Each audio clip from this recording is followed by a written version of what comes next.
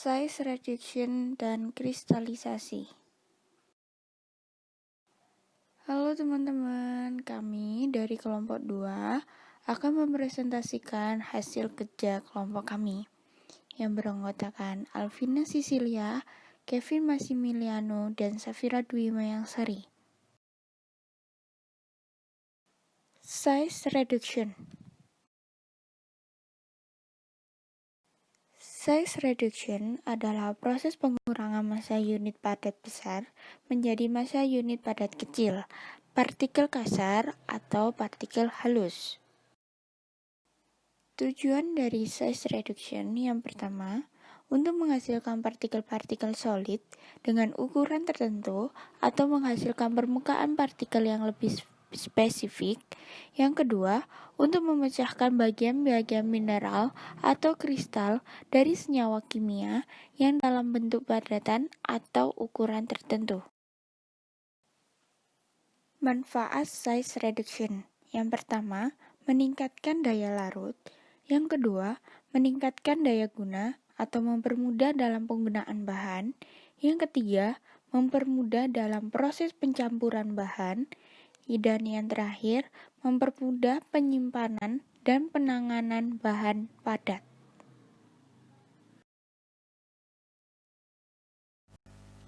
Alat Baumil. Pengertian alat Baumil. Baumil atau sering disebut juga dengan pulverizer adalah salah satu alat pembantu utama yang berada di pembangkit listrik dari batu bara. Prinsip kerja Baumil. Yang pertama, umpan masuk dari feed hopper ke dalam mangkok yang berputar. Mangkok dilapisi dengan bahan dengan kekerasan lebih daripada kekerasan bahan yang digerus grinding ring. Kemudian, di dalam mangkok tersebut, butiran-butiran padat tergerus oleh roller yang berputar dengan kecepatan sedang dan berlawanan arah dengan arah putaran mangkok.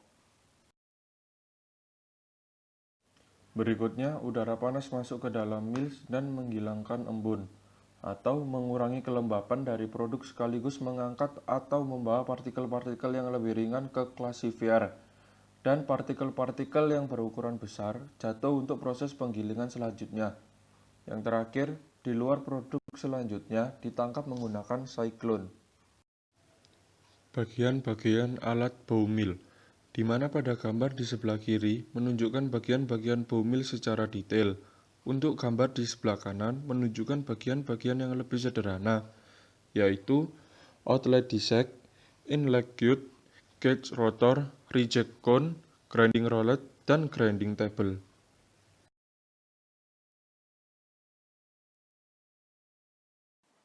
Kristalisasi. Selanjutnya ada kristalisasi.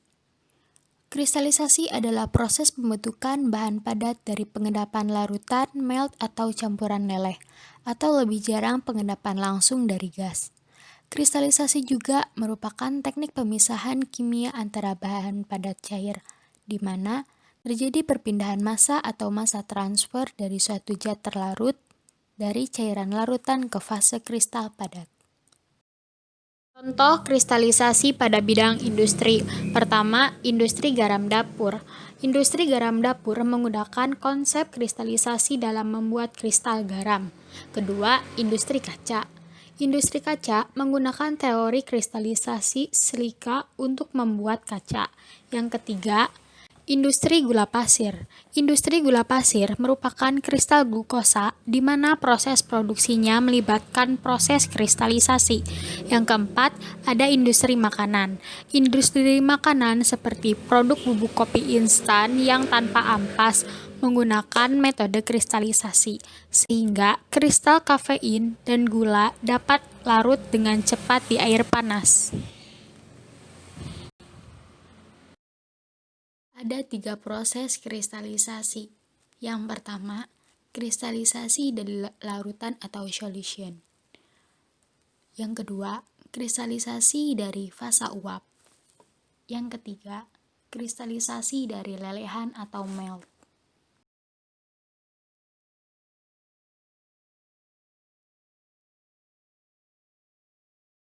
Alat Direct Contact Refrigeration Crystallizer. Direct Contact Refrigeration Crystallizer digunakan dalam kasus di mana kristalisasi terjadi pada suhu rendah yang tidak praktis bila menggunakan pendinginan permukaan atau ketika kristalisasi cepat padatan di dinding tabung karena akan mengotori permukaan, surface cooled crystallizer, draft tube bevel crystallizer, atau forced circulation crystallizer. Peralatan jenis ini dapat beroperasi pada temperatur min 59 derajat Celcius sampai dengan min 75 derajat Fahrenheit. Prinsip kerja alat direct contact refrigeration crystallizer. Prinsip kerja dari crystallizer jenis ini ialah dengan adanya pendinginan dari refrigerant yang digunakan, di mana umpan berupa cairan induk dimasukkan ke badan crystallizer dengan suhu yang lebih tinggi dari suhu refrigeran atau suhu cair refrigeran minus. Karena titik didih dari refrigeran sangat kecil atau jauh di bawah suhu cairan induk, maka perpindahan panas dari cairan induk menuju refrigeran, di mana akan mengakibatkan suhu refrigeran akan naik dan menguap untuk mendinginkan cairan induk, sampai cairan induk berada pada keadaan lewat jenuhnya. Penggunaan refrigeran ini medium pendinginan sangatlah efektif, karena apabila digunakan HE dengan media refrigeran sebagai pendingin, perbedaan suhu yang dihasilkan akan sangat kecil. Selanjutnya ada bagian-bagian alat direct contact refrigeration crystallizer.